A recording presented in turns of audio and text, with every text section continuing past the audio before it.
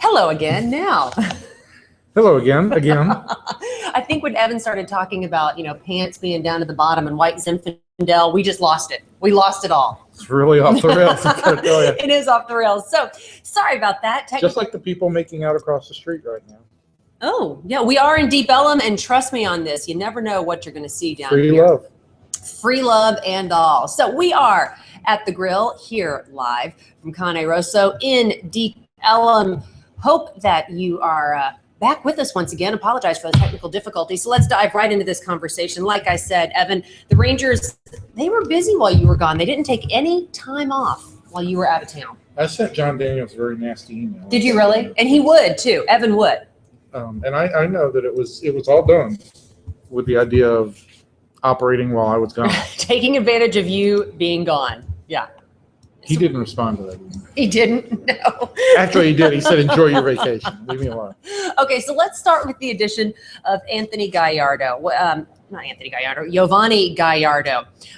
He comes to Texas, backs to Texas, actually returns, the Trimble Tech grad out of Fort Worth, Texas, Mexican national, but returning to North Texas. Well, to me, one thing that's really important about that is this is a guy, obviously, who grew up here and who is comfortable in the heat or at least adjusted to the heat. And I think as we've seen the ballpark kind of change over the years, the issue for pitchers at one point in time was, it's a home run haven. Well, it's not really anymore. The game has become more, in its own organic way, the game has kind of adjusted that way, in that there's the PEDs have kind of been taken out of the game, and that's reduced the home run ratios. Also, the Rangers changed the dynamics of the ballpark a little bit to allow for some more airflow. That took the home run out of play a little bit more. But the heat is still a constant, and it's going to be a constant. And if you get guys who can perform and who are adapted and adjusted there, that's going to make a difference in their performance. I think that's a significant factor in Yovani Gallardo. More significant, obviously, is just the guy's track record. You look at the number of innings he's pitched year in and year out, and he gives the Rangers in the number 3 spot in their rotation a real workhorse. He's got 2 seasons of more than 200 innings pitched, and he's got virtually his entire career in which he's pitched at least 185 innings or more. And when the Rangers have been at their best, they have had that guy in the middle of the rotation who kind of changes the dynamic from, it's a good rotation with you've got 2 good guys at the bottom, 2 kind of questionable, 2 good guys at the top, 2 question marks kind of at the bottom, and in the middle you've got a guy who gives you an advantage. That theoretically makes the difference between playing at a 600 level and playing at a 400 level. Obviously, it's not the way it plays out in reality, but you look at 2009, 2010, 2011, when the Rangers won 90 games each year, and you had C.J. Wilson and then Matt Harrison in that spot, and those guys combined for 180 or more innings every year. They gave the team 30 or more starts every year, and the Rangers were roughly 45 games over 500 in the starts made by those 2 pitchers over those 3 seasons. That makes a big difference. I think what's interesting is how he changes the dynamic of this rotation. So you've got Yu Darvish, Derek Holland, Yovani Gallardo, Colby Lewis, followed by... And now what you've got, the addition of Anthony Ranaudo gives you another candidate for the rotation, but you also got Ross Detweiler, who does have a 160-inning season in his resume. And you've got the young kids who you'd like, in a perfect world, still to be able to stack up as either swingman options, or in the case of Nick Martinez, probably to go to AAA and start the year. So you have now, you're really 4 deep in the rotation. Your 5th guy can always be something of a mix and match type deal. You've still got the possibility that Matt Harrison might make it back this year. Martin Perez probably coming back in the second half. So you got to be a little bit more excited. Choked up. He's a little verklempt. A little bit more excited, especially because you'd heard from Rangers fans, oh my God, we got to add more to the starting rotation. It's going to look like hell. It's going to look like crap. What is John Daniels thinking? And then they go out and they make not 1, but 2. Yeah, I think that while this offseason looked like it was a real tread water kind of winner for a long, long time. The additions of Gallardo and Ranaudo, now in concert with the December edition of Detweiler, who I think everybody thought at that point in time he was going to be a hedge. But with the additions that you've now made to the rotation and to give the depth to the rotation that you're going to give it, and it impacts 3 spots in the rotation, potentially 2 spots in the bullpen, because there are 2 guys who probably won't need to work as hard as they needed to work in past years in the middle and long relief roles. That's a big change in the overall makeup of the roster and how effective the overall roster can be. Let's talk about the addition of a lefty. I think anytime you talk lefty, people's baseball pants start going crazy. They got rid of one lefty in Robbie Ross, who was getting ready to go to yoga, to take a yoga class when he found out. No, they were in yoga. They were actually in yoga. They were in yoga. They were in yoga. You talked to Brittany Ross. I talked to Brittany and Robbie, and they were in yoga. And Robbie, I think Robbie's still kind of new to the whole yoga thing because he did not turn his phone off. Oh, that is so wrong. And Evan's wife is a certified yoga instructor, correct? Yes, she is. But I don't know if she turns her phone off when she goes into yoga either. I have no idea because Gina's attached to her phone. But that's another story, probably for our therapist. But Robbie and Brittany were in yoga together, and he had forgotten to turn off his phone. And they were in something called plank pose. Yes, I know it well. I can do it if you want. Real sure. Sure, I'm sure our viewers would love to all see 5 that. of you guys. I'll do plank for you. Here I'll do it on the chair. Go ahead. It all worked.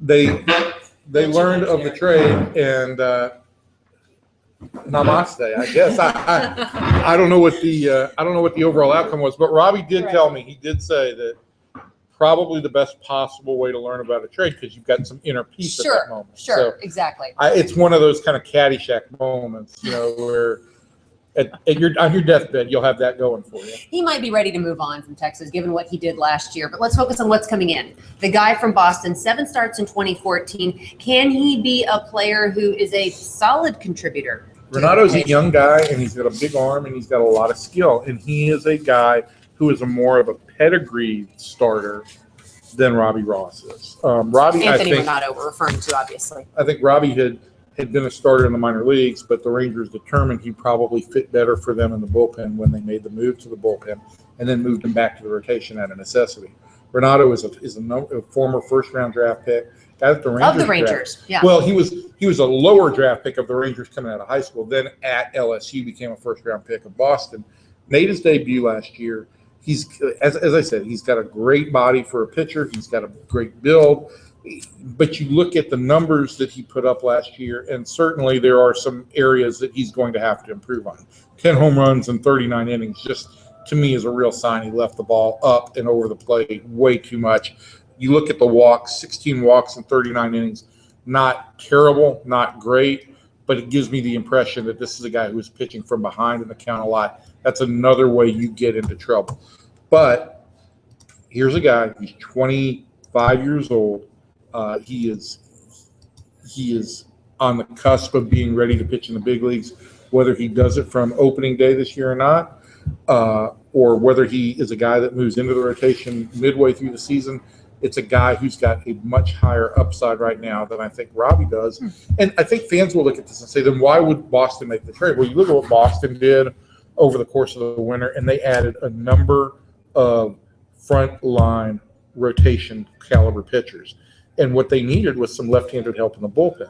Robbie gives them that. And I think Robbie going back to the bullpen and being a one-inning type guy in the bullpen will be an effective get for Boston. And it's one of those cases where this is something that the Red Sox needed, and he fit for the Red Sox definitive need at that point in time. It allowed the Red Sox now with some depth and wealth of pitching to make the deal and send Anthony Ranaudo this way. Okay, so like any major league fan or any fan of any team, Rangers fans, I don't think they're satisfied. The question is, what's next? What else can we add to this team to be a contender in 2015? I think that this team can contend as it's constructed right now. Solely constructed right now. I think the changes to the rotation make a huge difference. Certainly a lot is going to depend on what Prince Fielder brings to the middle of the lineup and the ripple effect that can have on the rest of the lineup. But yeah, if you'd like to finish this team out, you would like to have probably another arm in the bullpen. Mm-hmm. There's a lot of question marks in that bullpen. Neftali Feliz was once a 40-save closer, but he was last a full-time closer for a full season in 2011. It's a long time. So, he had 6 good weeks at the end of last year, and that was very impressive. But you've got him going back into the closer's role. You've got Tanner Sheppers after what was an absolute awful year all the way around for Tanner in terms of injuries and trying to make the move to the rotation. You've got him trying to go back into the setup role. Sean Tollison had a big year last year, but again, with relievers, it's real hard to find a long-term performance that's consistent. With relievers, you see a lot of this, a lot of up and down. Roman Mendez has a chance to be a big part of that bullpen. But again, a guy who's had very little major league experience. So there are a lot of question marks there. I think that the Rangers probably they could use another lefty for sure. But if Detweiler doesn't end up in the rotation, he could end up back in the bullpen as a lefty. I think that a guy like Phil Koch, who's out there, might make some sense for the Rangers as a left-handed reliever.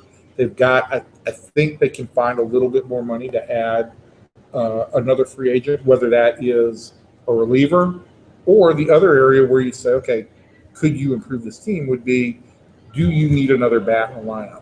And I'm content to go forward with the idea that you're going to look at Ryan Rua in left field. I think that there's some thought with Diane Viciedo being designated for assignment by Chicago this week that he is available in a trade. Now you're talking about probably having to pick up about $4 million in salary. That might be a little bit more than the Rangers. What are you giving up?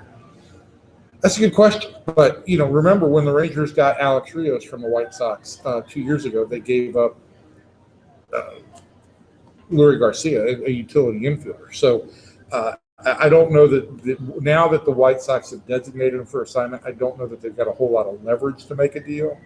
But certainly you'd have to give something up. It wouldn't be one of the top 5 prospects. I just wonder whether or not Viciedo at the age of 26 is going to represent a significant upgrade over what Rua would do. Viciedo's numbers against left-handers, if you were looking at kind of a platoon situation, Viciedo, despite the fact that he's 26, hasn't had great numbers against right-handed pitching. He's a 240 career hitter against right-handers with a 679 OPS. So on the platoon side, you've got 2 right-handed hitters there in Viciedo and Rua, and I don't know that would make a whole lot of sense for the Rangers. I'm going to pull this up for you here, show you a little bit about what this guy's done over the course of his career. I mean, that wouldn't look terrible here. No, it wouldn't look terrible, yeah. But I just, at some point in time, you still run up against that. Okay, this is how much money we've spent, and this is how much money we have. And the Rangers, I think, have probably by adding Gallardo, they have pushed their budget a little bit higher than they expected, and they've still got to, like we say, they've probably got to add one more piece, whether that's a bullpen piece, which will probably be a little bit more effective or a little bit more cost efficient than going and adding the $4 million that Viciedo presents might make more sense. When's the last time you talked to John Daniels, just out of curiosity? We exchanged texts this morning, but it wasn't a long conversation.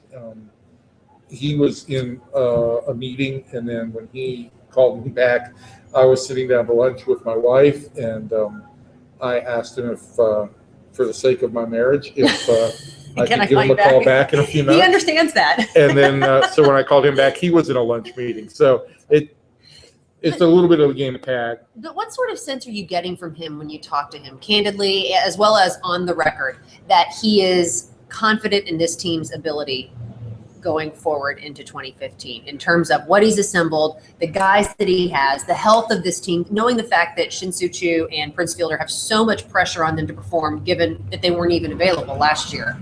I think his approach all winter has been, it's kind of a wait. It's got to be something of a wait and see. that he was able to add a legitimate established starter to the middle of the rotation, I think has to give him a good feeling about where this club is at this point in time. But the lineup is still going to be a question of, can Fielder deliver the power that he was able to deliver? Hey, if this guy hits 30 home runs, I'm not talking about 40 or 45. If this guy hits 30, comes back and hits 30 home runs, it's going to be a big, big upgrade in the middle of the lineup. If he does that, I also think that Chu, before he got hurt last year, he was performing at a very high level. Once he got hurt and there were more guys that were hurt, I think Chu put a lot of pressure on himself to try and live up to the contract.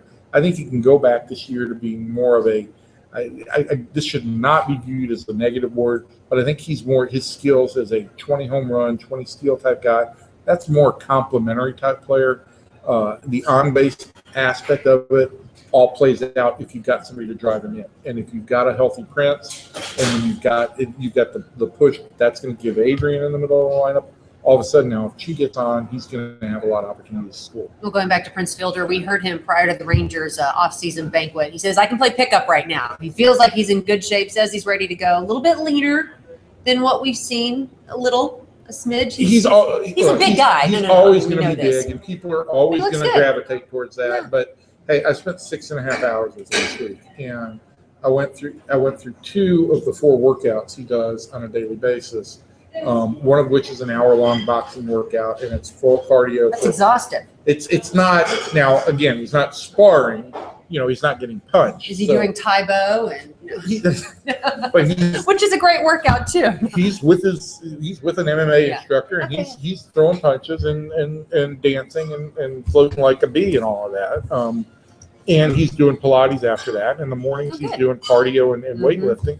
He posted a video earlier this month of him benching 405 pounds, and I think that's about as full strength as he was before anything. And so health-wise, I don't think there's a question at this point about where he is. I think he is ready to get back on the field. Now, how long it takes for him to find the swing, to deliver the power again, that I think is all that's all kind of a baseball equation that will play out over time. But he's in a good place, I think, both mentally, and this is something I plan to touch on in the story that I'll write for the paper for next week. But I think he's in a very good place mentally. I think he's rediscovered the joy of playing baseball, and I think I think that the surgery was necessary to fix what was wrong with him.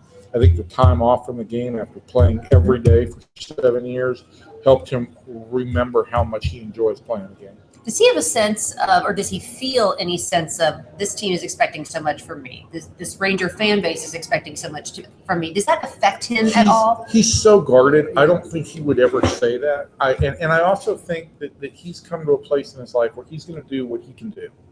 And that is, he's going to go out there and play every day. He's going to play hard.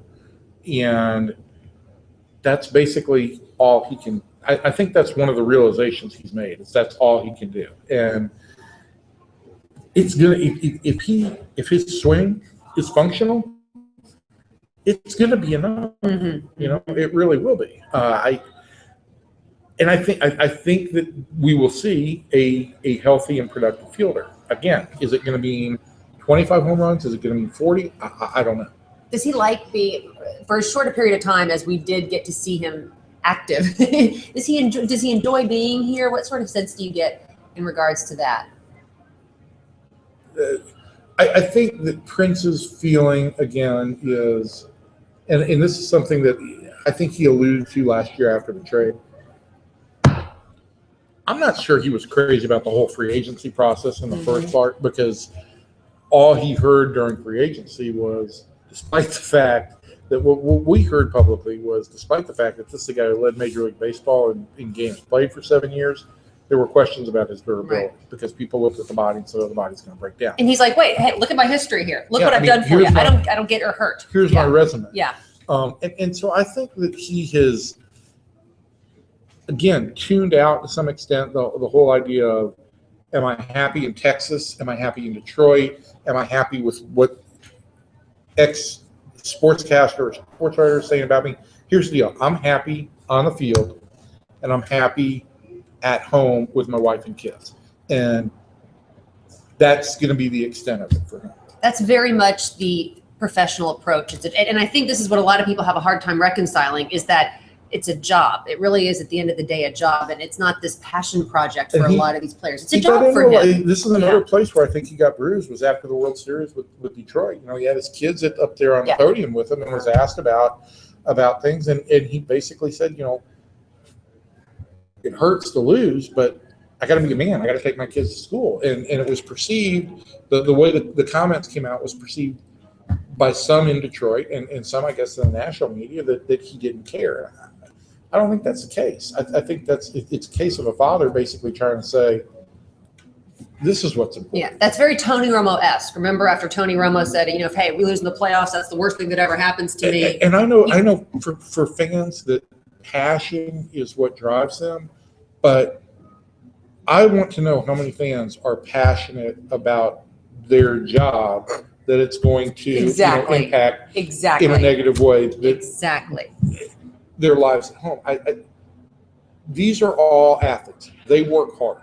This is his offseason, and the guy is putting in about 5 hours a day in workouts. And that's not to talk about he's just doing some hitting off a tee at home. That's just that alone is a full day of work. This is a guy who's a professional, who's going to go out and be a pro. And at the end of the day, it's still the end of the business day, and you've got to go home to your family. I think now that he's 31 and his kids have developed personalities, and he sees that, and he's had some time to spend with them. I think he appreciates it, and he's more able to even say at the end of the day, okay, I can put this part of my life aside and focus on this part of my life. And so if I have a bad day at the plate, it's not going to bleed over into the next day. So at the end of the day, at the end of the offseason, rather, what do we think about what Texas has done so far this offseason? If you were in grading mode, if you were going to say, okay, I'm on the Evan Grant curve here. No, I mean, I think, again, until I had set foot on the big cruise, I would have said that the Rangers had a losing offseason because they hadn't been able to make anything happen to significantly upgrade the quality of the club. And it was all going to hinge upon a lot of things falling right for the club as constructed. The addition of Gallardo, again, I keep coming back to the number of innings he's put up and that track record. I think that makes a big difference. And when you factor in, okay, Gallardo's 200 innings, Detweiler's capable of, say, 150 to 160, and you may be able to get, who knows what you're able to get out of Ranaudo this year in the rotation, but you could be looking at the addition of about 400 total innings to the rotation. That is a significant improvement, and they may not be the winner of the offseason, but I think the Rangers have improved their club this offseason. Okay, fair enough. You're optimistic. I'm optimistic. I like it. You know me, Gina. I am the purveyor of all that's happy and positive. No, his nickname is Grumpy. Michael Young got him a T-shirt made that said Grumpy on the front. And I've tried to find that picture of you and me where it says where everyone was posing, doing his skinny girl pose with his hand on his hip with Michael Young in the middle. But I can't find that picture anywhere. Well, the T-shirt, the whole deal with the T-shirt was it was a bowling T-shirt and it was supposed to have a nickname. So I gave him what my nickname is, which is Grumpy. But it's all sarcasm because I'm always so happy. Okay. On Sunday, are you going to be happy? Who you got in the Super Bowl on Sunday? I have the Seahawks. Yep. Yes. Because I don't like the Patriots. Okay, fair enough. No, I think that the Seahawks have the better defense, and I think defense wins these games. I think that they play incredibly well as a team, and I think the fact that they should have, by every stretch of the imagination, lost that game to Green Bay, and they didn't. That was their chance to be knocked out, and I think Seattle got a lot going for them. Yeah, in Super Bowl 49, I'm going with both of these teams. Are really, the matchup is going to be phenomenal. I think they're relatively evenly matched, but given that anytime two teams are that closely matched, I always go with the better defensive squad. And like you said, to your point about how Seattle played against Green Bay, they didn't show up for 2.5, 3 quarters, and for them to come back and win that game the way they did, that shows me a lot. I'm going with the Seahawks to win on Sunday. I'm going 24-21. That's me. Well, yesterday we did a Sports Day on Air telecast, and Kevin Sherrington took 24-21. Usually I just steal his score, but I had picked 27-23. I feel like Gostkowski will have several field goals, but they won't be able to put the ball in the end zone. Oh, interesting. Okay. We know that the Seahawks are all about work right now, but I want to show you. Can I show this video? Sure. I like this. I think it's kind of cute. When Nelson Cruz, Richard Sherman, a lot of the Seahawks, quite frankly, Richard Sherman, Marshawn Lynch, they get so much flack for Marshawn Lynch getting flack for, I'm just here so I won't get fined. Let's sum this up. Marshawn Lynch apparently gets flack for not talking enough, and Richard Sherman gets flack for talking too much. I love Richard Sherman, which is unfortunately the state of where we are in the media right now. It doesn't matter how much they talk to us. It makes it easier for us to do our job. I think you would like athletes to be cooperative on the job that they do and their performance. But a lot of times it is a no-win situation. Oh, it is. If you are an animated player like Richard Sherman, you're going to get it. Then you're branded a loudmouth or a thug. Yep, you're going to get it. And if you don't talk like Marshawn Lynch, then you're branded an asshole, or a thug. Yeah, you're exactly right. There are no-win situations. And I think that the most childish behavior at the Super Bowl this week has been the media that's gathered around Marshawn Lynch and tried to goad him into talking. I would have liked to think that this situation could have been avoided with some kind of workaround a long time ago. We've crossed the threshold now in which Marshawn is not going to step back and suddenly start answering questions, even whether it's from a pool reporter or through a Seahawks media representative. But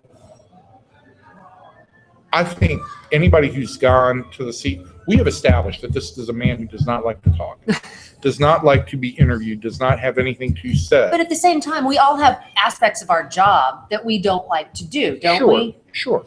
But our job as writers and broadcasters is to find the good stories at the Super Bowl. And if Marshawn Lynch doesn't have anything to say and nobody around him has anything to say about Marshawn Lynch, there are other good stories. But it gives people something to talk about. It gives all the sports talk radio. It gets everybody on ESPN. We're talking about it. Right. I really don't care whether or not Marshawn Lynch talks or not. It doesn't personally offend me because, like, to Evan's point, there are better stories and there are more compelling ones at the Super Bowl. But you and I think are the rational human beings in this game. I mean, there was a column written recently this week, and I'm not going to name the writer, but there was a column written recently this week that called for America to boycott Skittles because of. Oh my God, that's right. Oh my God.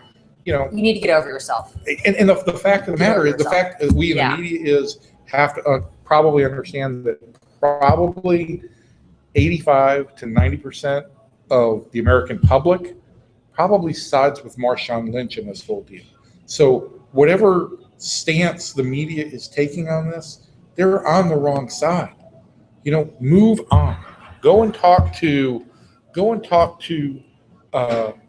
Richard Sherman some more. Go and talk to Russell Wilson. All these guys are more than willing to discuss their stories, and they're easy stories to write. There are other stories out there too. There are other good stories that if you want to find them, they're available. I agree. Is it pizza time? It's yet? lazy reporting. I think there's a lot of lazy reporting. One quick thing before it's pizza time, because we got to talk boomstick real quick. I think this is hysterical. When Nelson Cruz, obviously, went to Seattle this offseason in December, I believe it was, when he went to the Mariners, I believe. It was sometime in the past. Everything before the Cruz is a blur now. So by Richard Sherman gave Nelly some love. This kind of cracks me up, and it made me giggle, and I think it's the perfect way to get into our conversation about pizza, but I want you to see this first. Tell me if you guys saw this. What do you think? I think it's cute. Turn it up a little bit.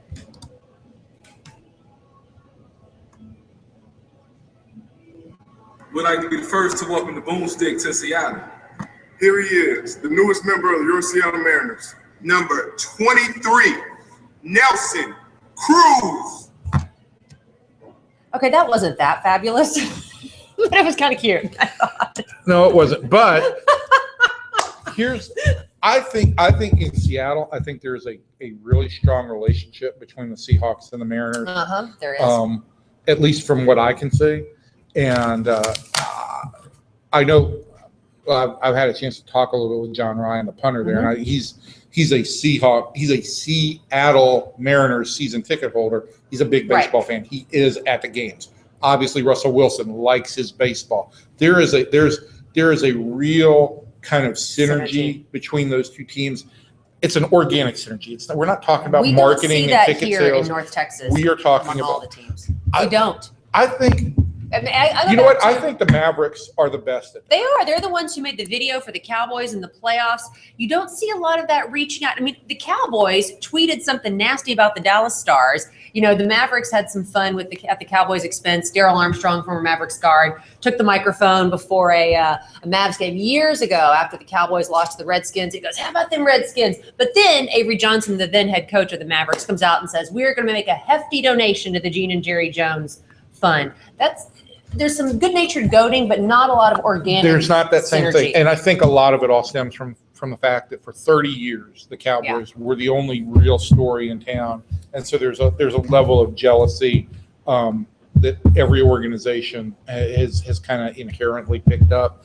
And, I mean, let's face facts. The Cowboys are, while a lot of people consider them America's team, they're probably also the most hated football team in America. They are. And so guys who didn't grow up here and didn't grow up as Cowboy fans, Joe Nathan loved to, he's a Giants fan. He loved to pick on Mike Adams, who grew up a Cowboys fan.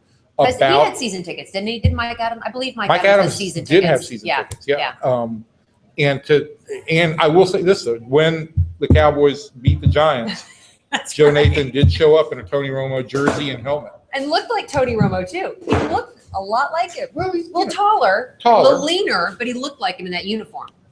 They're both pretty lean. Joe might be.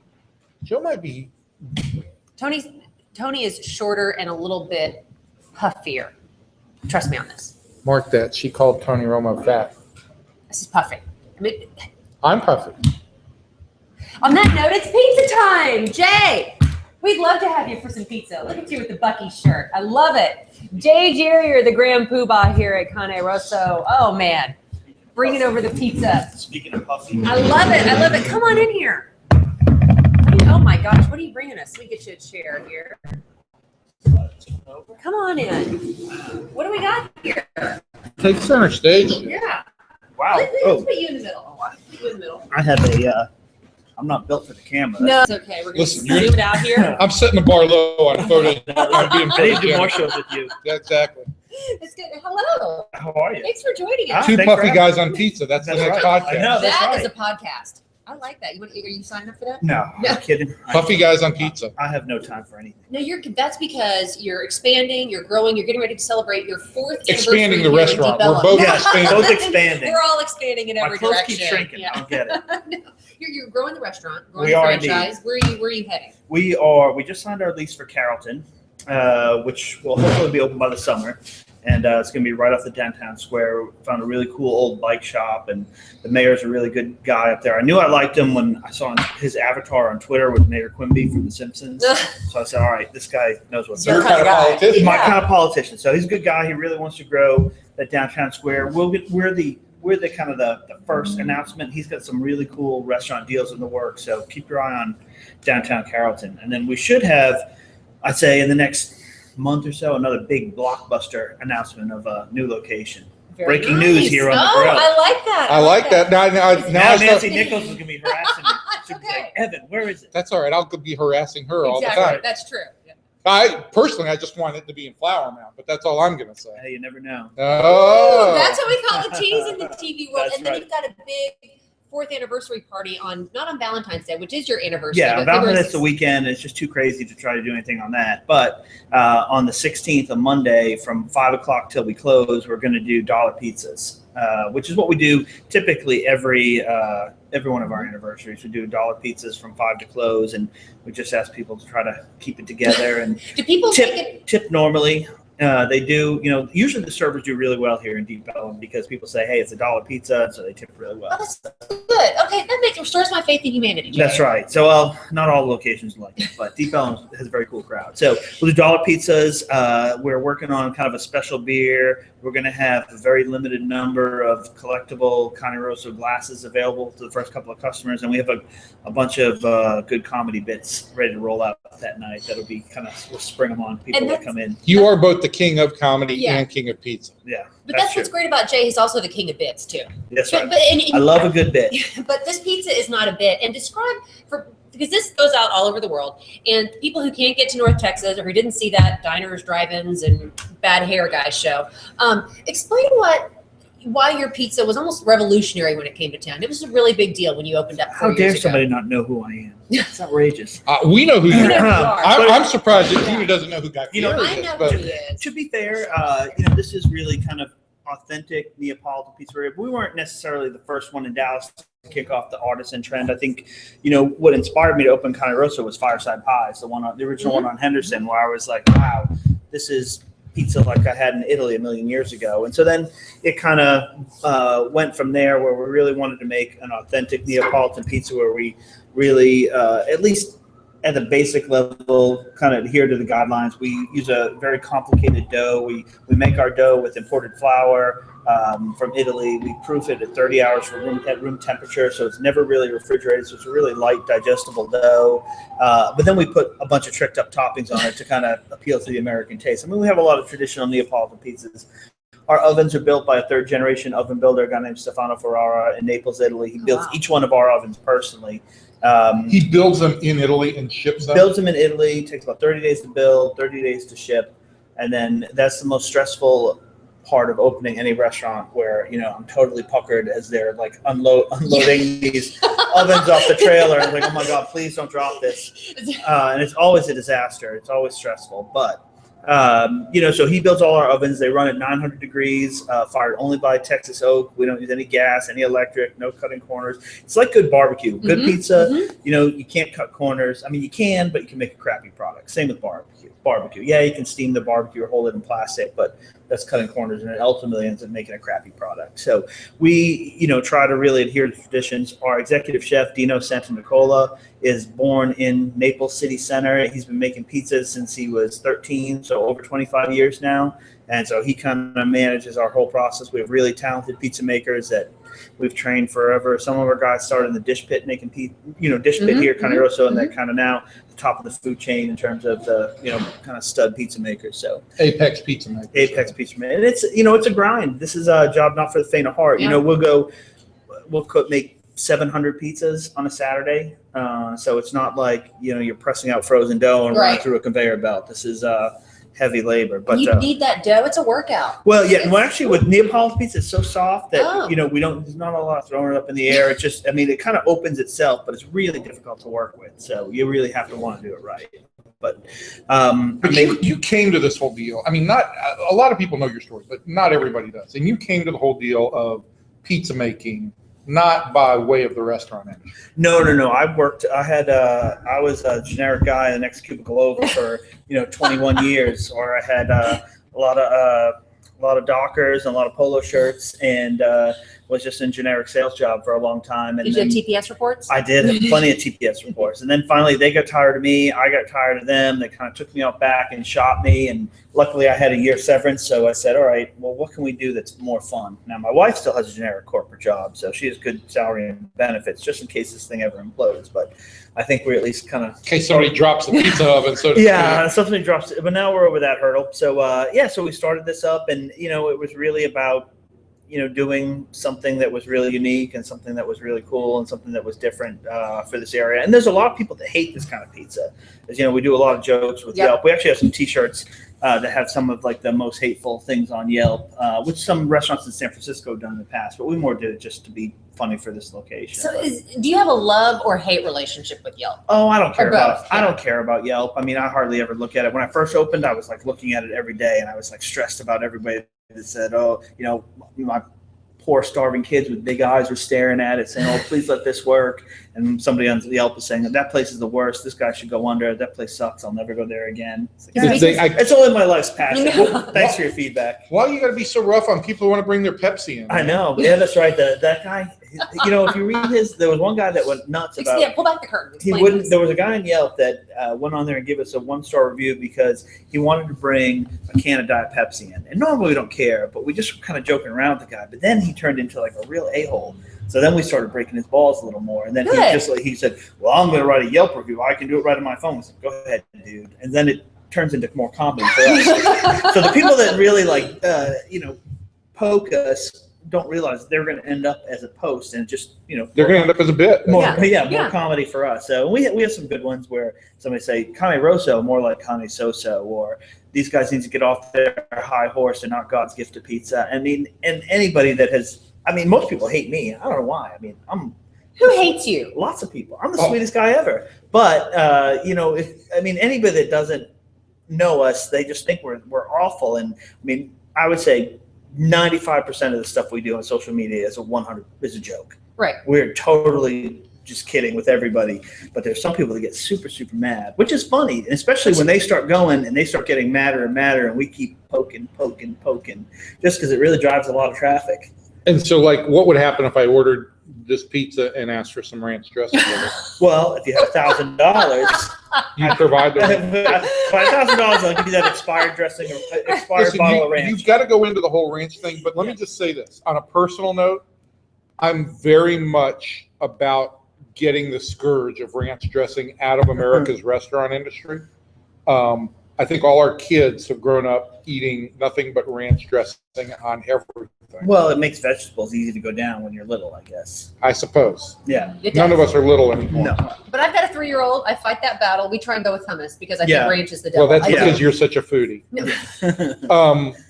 But what's the deal on ranch dressing? Well, ranch was always just a joke because I guess in Texas, people put ranch on everything. Cheese fries. Cheese fries is the one place where I will accept ranch dressing. That makes it healthier, right? Right. It's almost like a salad. The 3,500 calories aren't enough. The ranch you think of the ranch and it's very green and serene. That's right. So you're telling yourself that. I don't know, green ranch. You might be something else. But we just started off as a joke where we said, look, we don't offer ranch. We don't have it as a salad dressing. We don't have it as a side for anything. So it just kind of started as a joke where, we weren't going to have ranch dressing. And I didn't even realize it was a big deal till we opened. And every sorority girl in here was like, can I get a side of ranch? Can I get a side of ranch? Can I get? In fact, one of the, I think it was one of my. A bow in my head. You were a sorority girl. I was not. Yes, no. you were. One of our chef friends said they call ranch sorority sauce in Texas. So we just never offered it. And then one of my friends that actually worked for Pizza Hut gave me this giant bottle of Hidden Valley Ranch, and we just thought it was funny, and so we put it in in case of emergency break glass case on the wall, awesome. And we just did the joke signs hey, $1,000 for a side of ranch, just as a joke because people kept asking for it. And it sat there for 3 years till somebody on Reddit saw it, took a picture of it. Then it just went nuts. Where we were on the.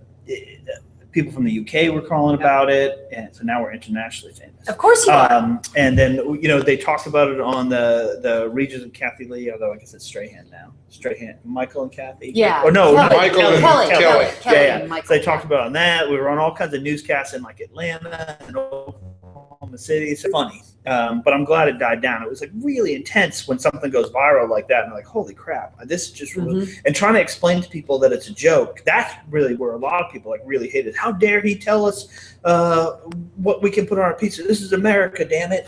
And I was like, oh my God. Was there an eagle with a tear? I know. An eagle riding a velociraptor shooting a machine gun. No, you wanted to say, get over it's pizza. It's food, that's what we pizza. say. We always tell them, that line from Stripes, lighten up, Francis. But that's going to go way beyond a lot of the few anti-ranchites that are still with us. Yeah, that's right. Do you guys hate ranch? Honestly, I'll eat it with cheese fries, and that's about it. That's it. That's all I will eat it on. Yeah, I've never had it on pizza. I don't. Even it seems weird to dip, essentially dip bread and hot cheese into ranch. That sounds kind of gross. Yeah. Although I guess it's one step removed from French fries and hot cheese. Wow. Yeah, I will put mustard on pizza sometimes. I've done that. That's enough. This review is over. I've All done right, that. before you More get out of here and tend to before I be. start munching on this, what pizza is this? All right, we have 2 pizzas. These are actually 2 of our most popular pizzas that are not even on the menu. This one, Ah. Secret Yes. menu. secret. We have half of our menu isn't even on our menu, but this is the honey bastard. Can Not I work? the Can I honey work? bitch. Can I work blue on this? Sure. I Okay. think apparently you can. You have no dump button. Where's the dump Yeah. button?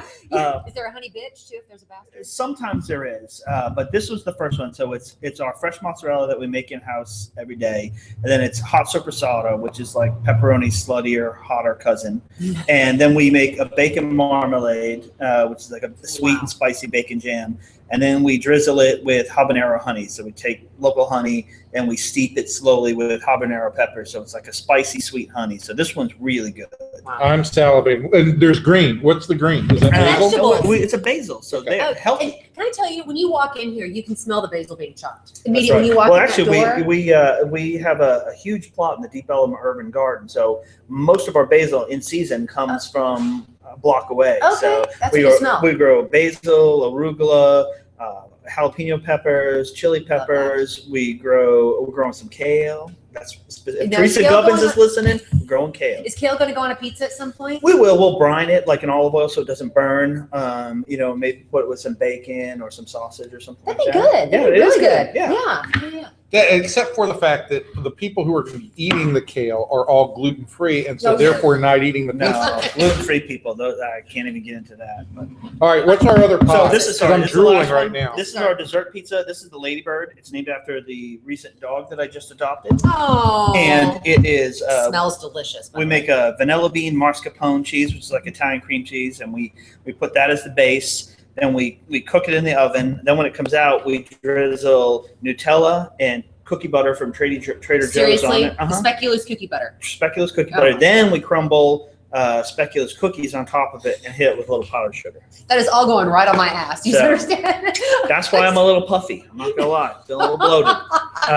Puffy is the word of the day. That's right. Now, how do people find Puffy's out trending. the secret? How do people find out the secret menu? They have to be regulars. Most of the time, people see that they think we never. Yes. Yeah. It's just when you walk through the restaurant, one of the Yeah. servers is carrying a pizza to the restaurant. They're like, "What's that? What's that?" And people here, it's a really social environment where people will talk to tables next to each other and they'll chit chat and things like that. So it's more just that's why we didn't want to have like a cheesecake menu that was like 50 pages long. So, Which I hate, by the way. I I know. think I'm such a fan of simple. Like my favorite pizza is just a margarita pizza. oh yeah, no, It's I my mean that's favorite. the one Yeah. Dino, our chef, Yeah. probably eats every day, and he's not tired of That's pizza what we after 30 years. When we come here, that's what we get all the Yeah, time. but you can ask the server; they'll tell you about some of their favorites Oh. on the secret menu. Oh my God. Yeah. So it's pretty good. If you I've like never sweet. had the dessert pizza here before. Oh, that's crazy talk. We have another one Oh my called the God. Edgar that is vanilla bean mascarpone.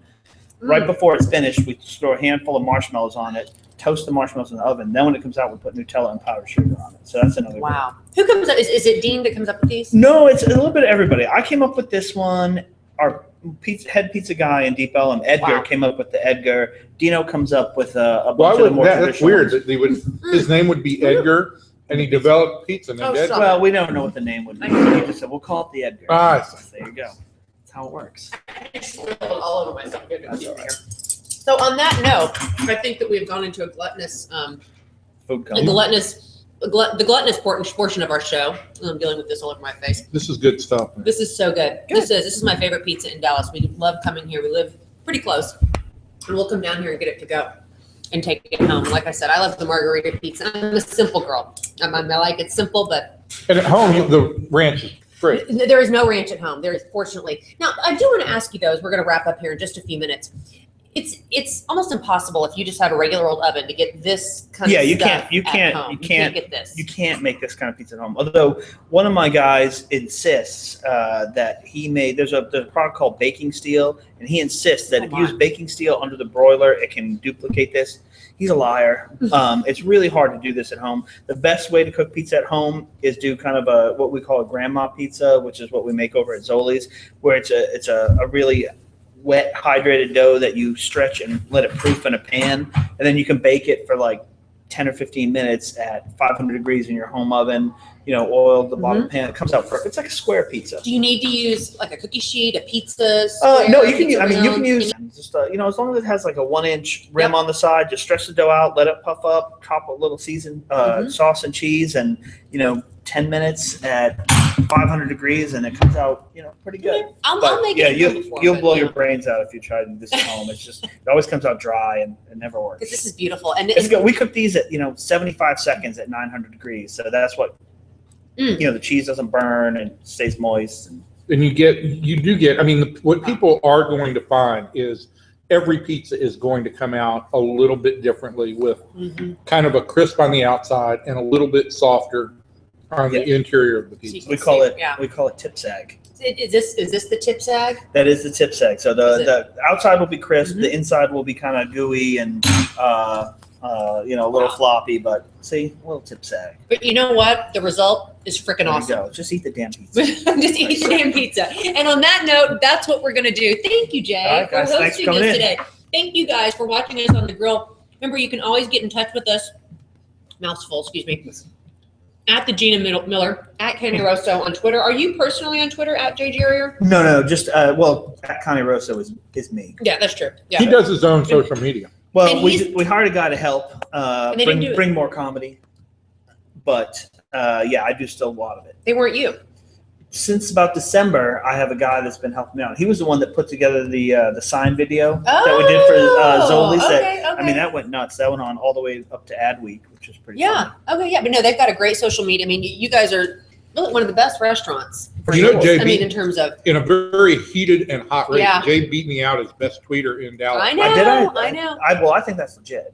But I mean, on our social media, we bring our comedy gold and food porn. So if you're ever tired, it's a good break in the day. Well, we'll be tweeting and Instagramming this food porn as I'm spilling all over the table. Evan, keep in touch with Evan during the week. Thank you for putting up with our little technical issue at the beginning of the show again. Thank you fun. for hosting us. This was a lot of fun. You can always keep in touch with us. Send us some questions, comments, feedback, anything you want. We're always here. So until next week, we'll see you. Have a good one. Bye, guys.